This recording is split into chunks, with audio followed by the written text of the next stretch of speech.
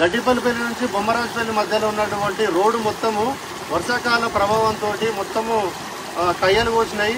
Road మొత్తము రవాణా వ్యవస్థ పోకుండా ఉంది. ఈరోజు మన ముఖ్య ఎమ్మెల్యే గారు బీటీ రోడ్లు శాంక్షన్ చేస్తున్నారు. కానీ బొమ్మరాజుపల్లి గురించి సమస్యలు ఇప్పటి వరకు 2-3 సార్లు తీసుకుపోయి వెళ్ళడం జరిగింది.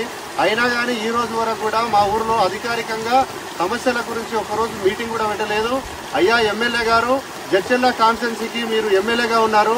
దాంట్లో భాగంగా ఊరుకొండ మండలం బొమ్మరాజుపల్లి గ్రామం కూడా జడ్చర్లనే ఉందని మరొకసారి తెలియజేస్తున్నాము.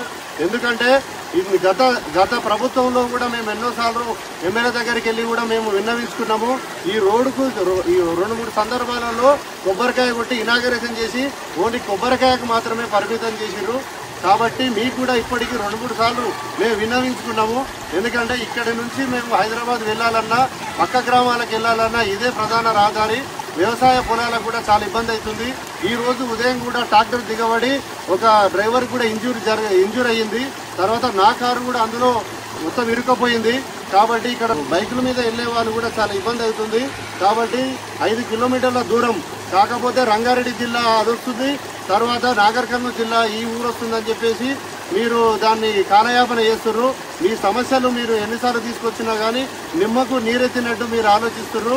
తక్షణమే దీనిపైన మట్టి రోడ్డు ఈ రవాణా వ్యవస్థ స్తంభించకుండా మీరు ఖచ్చితంగా దాని చర్యలు తీసుకోవాలని ఎమ్మెల్యే గారికి ప్రత్యేకంగా చెప్తున్నాం.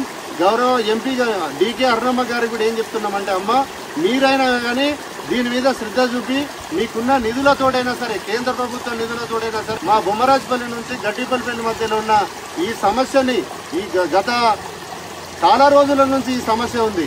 ప్రజలు చాలా మంది ఇబ్బంది పడుతున్నారు. కాబట్టి మీరు ఇప్పటికైనా శ్రద్ధ వహించి దీనిపైన మీరు ఒక్కసారి ఈ రోడ్డును వచ్చి పరిశీలించండి. మీకు సంబంధించిన అధికారులు ఎవరున్నా సరే మీరు ఒక్కసారి దీన్ని చూడండి. గౌరవ మన రోడ్డు రవాణా శాఖ మంత్రి కోమటిరెడ్డి వెంకరెడ్డి స్పందించాలా. దాని తర్వాత ఇప్పుడు ఈ సమస్యలు చాలా వరకు ఇబ్బందులు జరుగుతున్నాయి. కాబట్టి ఈ మా తాలూకాలో ఎక్కడెక్కడో సంబంధం లేని, అవసరం లేని దగ్గర రోడ్లు వేస్తున్నారు, డబల్ రోడ్లు వేస్తున్నారు. మాకు ఒక సింగిల్ వేస్తే ఖచ్చితంగా మాకు ఉపయోగం ఉంటుంది. రవాణా వ్యవస్థ ఇబ్బంది కాకుండా, హైదరాబాద్ వెళ్ళే వాళ్ళకి ఇబ్బంది కాకుండా, తర్వాత పేషెంట్లు కూడా హైదరాబాద్కు వెళ్లాల్సిన పరిస్థితి ఉంది. ఇప్పుడు బస్సులు కూడా బంద్ అయిపోయినాయి ఈ విధంగా. కాబట్టి మీరు ఖచ్చితంగా దీని మీద చర్యలు తీసుకొని ఎంబడే మట్టి రోడ్డు శాంక్షన్ చేయాలని కోరుతున్నాం.